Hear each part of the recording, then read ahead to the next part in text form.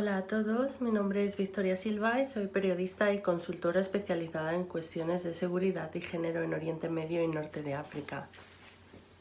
En este vídeo hablaremos sobre las distintas actuaciones que se están realizando para prevenir y luchar contra la mutilación genital femenina, tanto a nivel internacional como nacional. Durante 30 minutos haremos un repaso por los desarrollos legislativos de mayor calado, así como por las iniciativas y programas que tanto las autoridades como las organizaciones de la sociedad civil están implementando para abordar un problema que afecta a miles y miles de mujeres y niñas en todo el mundo. Los contenidos que abordaremos en este vídeo serán los siguientes: legislación internacional, legislación europea, legislación nacional y autonómica, protocolos de actuación y principales programas y proyectos que se están implementando. La mutilación genital femenina es un problema internacional, ya que afecta a millones de mujeres y niñas en todo el mundo, y aunque son 29 los países en los que se concentra esta práctica, la realidad es que en el mundo globalizado en el que vivimos hay miles de niñas expuestas a sufrir esta práctica por el hecho de ser originaria de algunos de estos países. En España residen unas 18.000 mujeres potenciales víctimas de sufrir mutilación genital femenina. Tanto en números absolutos como en porcentaje, Cataluña es la comunidad que más casos concentra. Otras comunidades con un alto grado de potenciales víctimas son Madrid, País Vasco, Navarra y Aragón, aunque en todo el territorio español existen niñas vulnerables a sufrir esta práctica, como señalaba en algún momento de su infancia. En Castilla-La Mancha, en torno a 400 niñas son vulnerables de sufrir mutilación genital femenina, y la mayoría de ellas se concentran en los municipios de Azuqueca de Henares, Albacete, Recas y Guadalajara, aunque sigue siendo importante tener en cuenta que habrá otros municipios castellano-manchegos en los que seguirán existiendo niñas en una situación de vulnerabilidad para sufrir mutilación genital femenina. Existen normas internacionales que de manera amplia prohíben la práctica de la mutilación genital femenina y que han sido ratificadas por la mayoría de países. Entre estas normas se encuentran la Declaración Universal de los Derechos Humanos, la Convención sobre la Eliminación de todas las formas de discriminación contra la mujer, la Convención contra la tortura y otros tratos o penas crueles, inhumanos o degradantes, o la Convención sobre los Derechos del Niño, por poner algunos ejemplos. A nivel internacional, la primera vez que se comenzó a prestar atención a esta cuestión fue en el año 1997. Cuando se produjo una declaración conjunta de la Organización Mundial de la Salud, el Fondo de las Naciones Unidas para la Infancia, UNICEF, y el Fondo de Población de las Naciones Unidas, una declaración en contra de la mutilación genital femenina. El trabajo desde este momento se ha centrado en luchar contra la mutilación genital femenina a través de la investigación, del cambio en las políticas públicas y del trabajo con las comunidades afectadas. Estos esfuerzos han tenido varios resultados, ¿no? Han conseguido ampliar la variedad y la cantidad de actores que participan en esta lucha. Asimismo, ha resultado en la creación de organismos internacionales y la adopción de resoluciones que condenan esta práctica, y además han tenido un efecto en la revisión de los ordenamientos jurídicos y del creciente apoyo a la eliminación de esta práctica en los 29 países en los que tiene lugar, así también como en aquellos que acogen a diásporas procedentes de otros. De acuerdo con la Organización Mundial de la Salud, se ha registrado una disminución de esta práctica, aunque aún estamos lejos de lograr su eliminación. En 2007, de nuevo, la UNFPA y UNICEF pusieron en marcha el programa conjunto sobre la mutilación y ablación genital femenina. 2008 es un año de grandes cambios a nivel internacional, ¿no? Es un año que hay que destacar porque, sobre todo en este año, 10 agencias de Naciones Unidas, incluyendo a la Organización del Alto Comisionado para los Derechos Humanos, la Organización Mundial de la Salud, la Organización de Naciones Unidas contra el SIDA, el Programa de Desarrollo de Naciones Unidas, la UNECA, UNESCO, el Fondo de Naciones Unidas para la Población, ACNUR, UNICEF y UNIFEM, realizaron una declaración interinstitucional en la que pedían la intensificación de las labores de sensibilización para lograr la erradicación de la mutilación genital femenina. Además, En este mismo año, 2008, la Organización Mundial de la Salud publicó la resolución WH 6116 sobre mutilación genital femenina en la 61ª Asamblea Mundial de la Salud. En esta resolución se subraya la necesidad de llevar a cabo una acción concertada entre todos los sectores implicados, ¿no?, en esta prevención, como salud, educación, finanzas, justicia y asuntos. En el año 2010, la Organización Mundial de la Salud, junto con otros organismos de Naciones Unidas y otras organizaciones internacionales, publicó la Estrategia Mundial destinada a impedir que el personal sanitario practicase la mutilación genital femenina, puesto que se ha observado en los últimos años que en países en los que descendía el número de casos, ¿no?, de mutilación genital femenina, también se observaba un incremento de aquellos en los cuales la práctica era realizada por profesionales sanitarios y no de la manera tradicional que se venía haciendo hasta ahora. Esta creciente tarea de sensibilización tuvo su reflejo en el abordaje de la problemática a nivel de las propias Naciones Unidas, ¿no? En ese sentido, el secretario general presentó 2 informes sobre erradicación de la mutilación genital femenina a la Comisión de la Condición Jurídica y Social de la Mujer. Estos informes fueron presentados en 2008 y en 2012. Además, presentó otro informe sobre intensificación de los esfuerzos mundiales para la eliminación de la mutilación genital femenina en 2014. Todo este trabajo, llevado a cabo por el secretario general, resultó en la aprobación por la Asamblea General de la ONU de las resoluciones 64-146 de 20 de diciembre de 2012 y 69-150 de 18 de diciembre de 2014 sobre intensificación de los esfuerzos mundiales para la eliminación de la mutilación genital femenina. Este trabajo ha continuado hasta la actualidad a través de los distintos organismos de Naciones Unidas, ¿no? Organismos implicados en la cuestión han sido el Alto Comisionado de Naciones Unidas para los Derechos Humanos, que publicó un informe titulado Estudio temático sobre la cuestión de la violencia contra las mujeres y las niñas sin discapacidad, ¿no?, en el que la mutilación genital femenina es una parte que se aborda. Además, por ejemplo, ACNUR publicó el informe Demasiado dolor, mutilación genital femenina y asilo en la Unión Europea. Panorama estadístico en 2013, ¿no?, que aborda una cuestión, ¿no?, sobre la relación entre el asilo y la mutilación genital femenina en la UE, que está volviéndose una cuestión de importancia.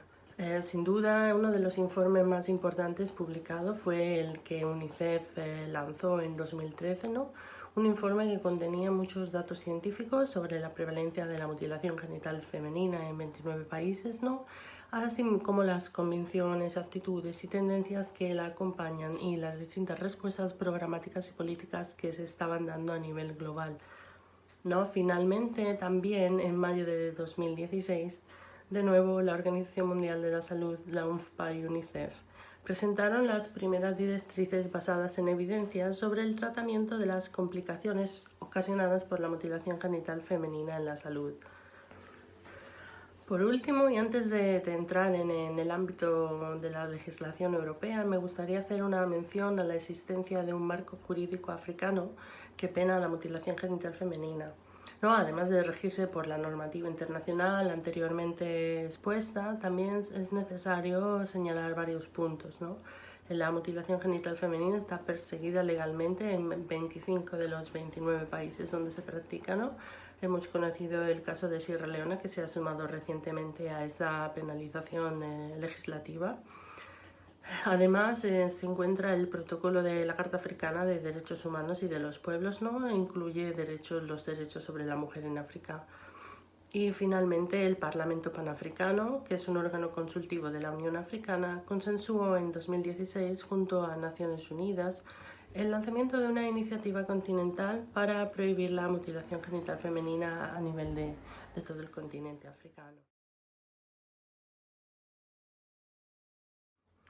Respecto al marco jurídico europeo, hay que decir que ha sufrido una gran evolución respecto al tratamiento de la problemática de la mutilación genital femenina desde comienzos del siglo XXI, sobre todo.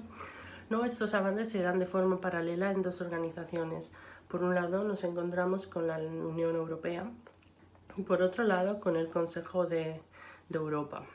El Consejo de Europa es el organismo encargado de velar por la protección de los derechos humanos en los 47 Estados miembros que lo componen. No son solo países de la Unión Europea, sino que son la mayoría de países de Europa, incluyendo países como Turquía o Rusia. Algunos de los avances que se han registrado en el ámbito de la mutilación genital femenina y en los que el Consejo de Europa ha tomado el liderazgo en el mismo son sobre todo la resolución 1247 de la Asamblea Parlamentaria del Consejo de Europa de 22 de mayo de 2001 sobre la mutilación genital femenina, así como el convenio del Consejo de Europa sobre prevención y lucha contra la violencia contra la mujer y la violencia doméstica, más conocida como Convenio de Estambul, que fue aprobado en mayo de 2011 y que se ha vuelto uno de los instrumentos de mayor importancia para la persecución de la mutilación genital femenina y de la violencia de género en general a nivel. Por su parte, también la Unión Europea ha abordado el tema especialmente a través de la labor del Parlamento Europeo, aunque hay que destacar, ¿no?, que la cuestión de la mutilación genital femenina también se aborda en el instrumento como la Carta de los Derechos Fundamentales de la Unión Europea, no de forma directa, pero sí que tocada tangencialmente por los artículos que tratan sobre la dignidad humana, el derecho a la vida, la integridad de la persona, la prohibición de la tortura y de las penas o los tratos inhumanos o degradantes, o los derechos del niño, entre otros. Volviendo al Parlamento Europeo, hay que señalar que la primera vez que este organismo abordó esta cuestión fue en la Resolución 2035 de 2001 sobre las mutilaciones genitales femeninas. Una siguiente resolución se tomó en marzo de 2009, también, que se centraba sobre la mutilación genital femenina específicamente practicada en la Unión Europea, la Resolución 2071. Una siguiente resolución fue el 14 de junio de 2012, la resolución 2684, en la que se aborda la cuestión de la erradicación de la mutilación genital femenina, considerándolo un objetivo alcanzable. Finalmente, la última resolución del Parlamento Europeo del 6 de febrero de 2014 sobre la comunicación de la Comisión Europea, que había publicado una comunicación titulada Hacia la eliminación de la mutilación genital femenina en el propio año 2013, Y esta comunicación de la Comisión Europea constituye el primer compromiso político y real del órgano ejecutivo de la Unión Europea, que establece medidas específicas para trabajar la erradicación de la mutilación genital femenina en la Unión Europea.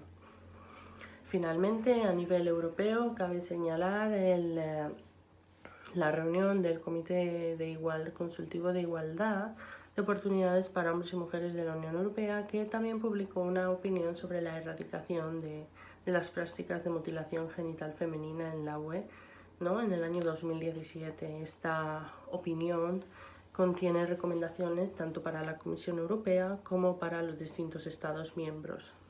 No hay que señalar que en la Unión Europea la mutilación genital femenina está perseguida de dos formas. Hay estados en los cuales su persecución está reconocida directamente como un delito en el Código Penal de cada uno de los países, Y hay otros países en los cuales, pese a no estar abordada directamente, siempre es perseguible, a través de otros artículos que penan las lesiones corporales y las lesiones graves y la mutilación en general.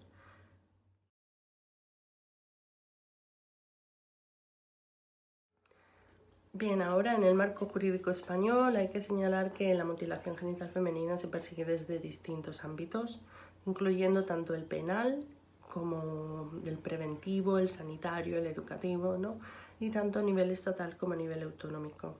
A nivel estatal, la mutilación genital femenina está perseguida a través de la legislación en distintos lugares, El primero de ellos es el artículo 149.2 del Código Penal, que tipifica como delito la mutilación genital femenina y la castiga con penas de prisión de 6 a 12 años.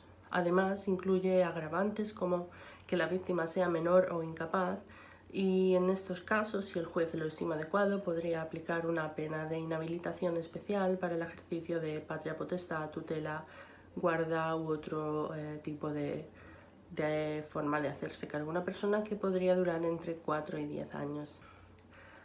También nos encontramos con el artículo 23.4, apartado primero, de la Ley Orgánica del Poder Judicial, y que fue modificado por la Ley Orgánica 1/2014, relativo a la justicia universal, ¿no? Es este artículo que permite a los tribunales españoles juzgar delitos que supongan la escisión, infibulación o cualquier otra mutilación de la totalidad o parte de los labios mayores, labios menores o clítoris de una mujer cometidos fuera del territorio nacional.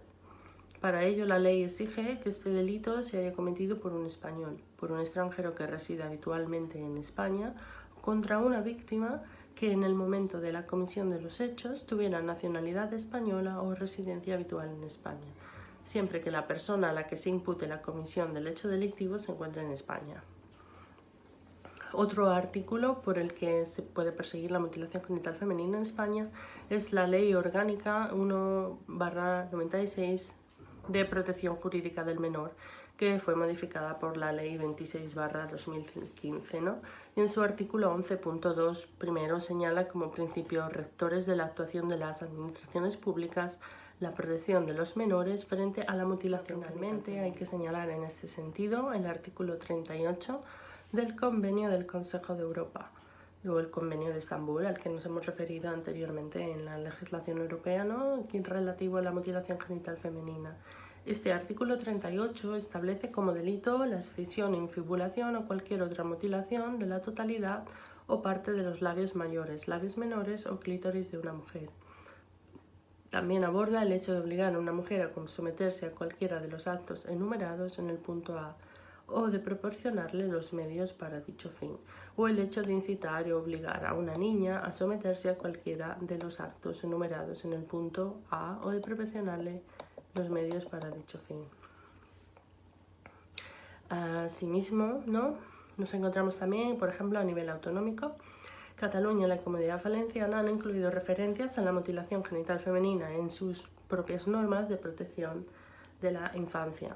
Y Aragón, Cantabria, la Comunidad de Madrid, la Comunidad Valenciana, Cataluña, Islas Canarias, Murcia, Navarra y La Rioja han incorporado referencias a la mutilación genital femenina en sus normas autonómicas en materia de igualdad de oportunidades y violencia contra las mujeres.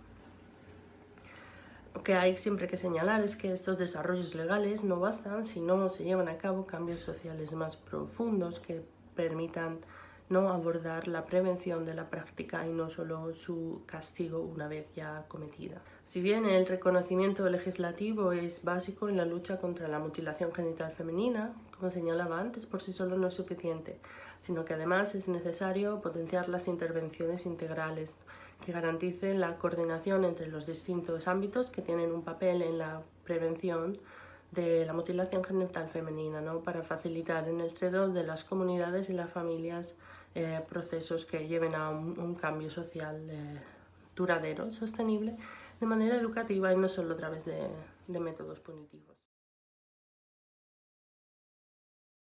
Los protocolos de actuación, para que sean efectivos, además, necesitan ir acompañados de la consecuente formación a los profesionales que se enfrentan a este tipo de situaciones, ¿no? De esta manera no solo marcamos la línea de intervención y los procedimientos a seguir cuando un profesional sanitario, educativo, de servicios sociales se enfrenta a esta cuestión, sino que también les dotamos del conocimiento suficiente para poder hacerlo de la manera más respetuosa y más eficiente en ese sentido, ¿no? Entonces, en España existen una serie de protocolos de actuación que vamos a ver en este momento. A nivel estatal nos encontramos con la existencia del Protocolo Común para la Actuación Sanitaria en relación con la mutilación genital femenina. Este protocolo fue aprobado por el Consejo Interterritorial del Sistema Nacional de Salud en enero de 2015 y de acuerdo con la Estrategia Nacional para la Erradicación de la Violencia sobre la Mujer 2013-2016. Esta es la primera iniciativa gubernamental que se toma en España para hacer frente a la mutilación genital femenina, pero no a diferencia, como vemos ahora, de otros protocolos de actuación a nivel autonómico. Es un protocolo exclusivamente dirigido al sector sanitario y no aborda la prevención en otros sectores como el educativo o el servicios sociales u otro tipo de profesionales que se pueden enfrentar a una situación de este tipo. A nivel autonómico, hay que señalar, son varias las comunidades autónomas que han desarrollado protocolos de actuaciones para prevenir la mutilación genital femenina. Entre ellos destaca el de Cataluña, ya en el año 2007, ¿no? Ha avanzado siempre al desarrollo de la cuestión a nivel nacional. También en la Comunidad de Aragón se aprobó un protocolo de actuación en el año 2011. Y tenemos el protocolo de actuación en la Comunidad Foral de Navarra de 2013 y también el protocolo para la prevención de la mutilación genital femenina en Castilla-La Mancha, aprobado en el año 2017. Este protocolo ha sido realizado por el Instituto de la Mujer de Castilla-La Mancha, la Universidad de Alcalá de Henares y la Junta de Castilla-La Mancha, además de realizar pues, una introducción a la problemática, identificar los marcos legales existentes y también los colectivos vulnerables que existen en la comunidad de Castilla-La Mancha. Detalla el proceso a abordar cuando se detectan todos estos casos, incluye los anexos con las distintas hojas de notificación que los profesionales deben rellenar de encontrarse en una situación de mutilación genital femenina o de una niña que se encuentra en situación vulnerable a sufrir esta práctica. También existen guías de actuación. Guías de actuación no son como protocolos no oficiales, pero bueno, también pueden ser útiles para hacer frente a este problema, ¿no? Encontramos pues guías de actuación en comunidades como en Euskadi y en Andalucía y en la Comunidad de Madrid. En general hay que señalar que tanto los protocolos como las guías de actuación han contribuido al trabajo preventivo y la coordinación de los profesionales de los distintos ámbitos, estableciendo líneas a seguir tanto a nivel de prevención como de actuación en los casos detectados. Son instrumentos muy necesarios y muy útiles para los profesionales que se enfrentan a posibles casos de mutilación genital femenina. Por último, vamos a abordar algunos programas y proyectos que se están llevando a cabo para abordar esta cuestión, ¿no? A nivel europeo, pues no voy a entrar en los proyectos llevados a cabo por cada país porque no nos daría este vídeo para ello, pero sí que destacar la labor de NFGM, que es una red que agrupa a 24 organizaciones europeas de 13 países miembros de la Unión Europea que trabajan para acabar con la mutilación genital femenina. Incluye algunas organizaciones españolas como Médicos del Mundo o Save a Girl, Save a Generation, de las que hablaré un poco más adelante. Su labor se centra sobre todo en trabajar con las comunidades locales y organizaciones no gubernamentales, construyendo puentes y cooperando con todos los actores relevantes en el ámbito de la mutilación genital femenina y sobre todo también haciendo una labor de lobby interesante a nivel de gobiernos europeos y de políticos para lograr que pongan fin a esta práctica. Los esfuerzos se enfocan completamente a influenciar las políticas y su seguimiento, cambiar la narrativa existente en torno a la práctica, construir puentes, y llevar a cabo campañas de sensibilización y concienciación a nivel de la población europea y también de los policy makers. Entre los proyectos a nivel nacional podemos destacar los siguientes. Obviamente no son todos los que existen, pero sí que son algunos que ejemplifican el tipo de trabajo que se está haciendo a día de hoy para prevenir y luchar contra la mutilación genital femenina en España. Un programa destacado es el programa de prevención de la mutilación genital femenina en Badalona, que se ha estado implementando desde el año 2010 hasta el año 2014, Y bueno, sobre todo se trata de aplicar la investigación al trabajo con la comunidad y hacer una transferencia de conocimiento para poder llevar a cabo la prevención a nivel de la familia y trabajando a través de los servicios municipales de Badalona. Otro programa, aunque no tiene una implementación tan clara como el de Badalona, es el programa hacia la implementación de un programa preventivo de la mutilación genital femenina en el País Vasco. Y otro tipo de programas han sido implementados por las organizaciones de la sociedad civil. Por ejemplo, encontramos a Médicos del Mundo, médicos del mundo han estado muy implicados en el desarrollo de todos estos protocolos y sistemas a nivel nacional y autonómico para prevenir la mutilación genital femenina. Tienen muchísima experiencia en este ámbito, ¿no? Y sobre todo, por ejemplo, han trabajado muy claramente en Navarra, donde han llevado a cabo programas de capacitaciones a hombres africanos en cuestiones de violencia contra las mujeres, ¿no? Asimismo, también talleres de salud sexual y reproductiva para las mujeres y para las adolescentes de países en riesgo de sufrir mutilación genital femenina, ¿no? Y además, sobre todo, también es la creación de este sistema de mediadoras, ¿no? En el que son las propias mujeres africanas, una vez que han adquirido estos conocimientos y estas habilidades, ¿no? Trabajan para fortalecer el conocimiento y extender la sabiduría sobre estas cuestiones en las propias comunidades. No, luego tenemos otro tipo de organizaciones como Save a Girl, Save a Generation, es una ONG que trabaja para terminar con la MFG, aunque sus proyectos están más enfocados en otros países como son Kenia, donde tienen unos proyectos como la creación de escuelas y programas para garantizar la participación de las niñas en el sistema educativo, también un centro de rescate Safe en Nairobi para niñas en riesgo de sufrir mutilación genital femenina, ¿no? Y bueno, luego también está el tipo de talleres de formación a profesionales sanitarios, educativos, etcétera, sensibilización entre la población, charlas, conferencias, etcétera.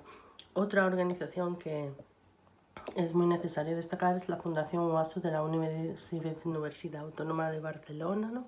Este partenariado, por así decirlo, ¿no? Está enfocado, ¿no?, a tratar la cuestión de una manera científica, ¿no?, a través de la investigación antropológica que llevan a cabo en la sede que tienen en Gambia y también a partir de ahí en otros países de la zona que están en riesgo son países de riesgo para la mutilación genital femenina, ¿no? Y luego esta investigación pues se plasma, ¿no?, en distintas maneras, tanto advocacia hacia políticos y autoridades, sensibilización entre la población en general, formación a profesionales y la publicación científica de los resultados y de los descubrimientos que se llevan a cabo a lo largo de la investigación, ¿no?